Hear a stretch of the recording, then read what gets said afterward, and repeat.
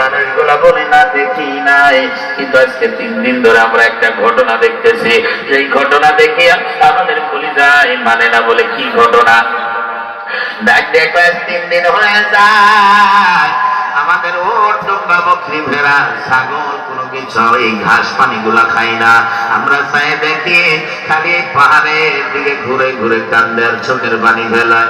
আমরা যদি বারবার এদিকে তাকাই, এদিকে আনি একটা এদিকে আসে না, সবাই ঘুরে আবার পাহাড়ের দিকে হয়ে কান্না আরম্ভ করে।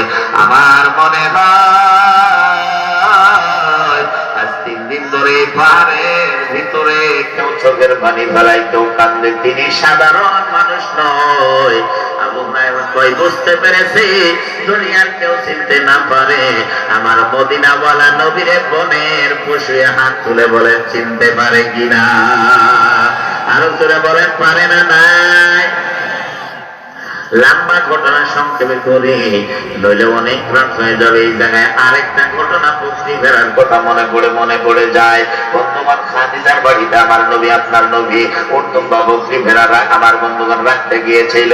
আমার বাবারা কিতাবে পাইলাম আমার মদিনাওয়ালা নবী যখন খাদিজার বাড়ি থেকে উর্দুম্বা বকরি ভেড়া গুলা ছেড়ে দিয়েছে, একটা উর্দুম্বা বকরি ভেড়াও আমার নবীজির আগে আগে যায় না, সবাই পিছনে দাঁড়ায় আছে।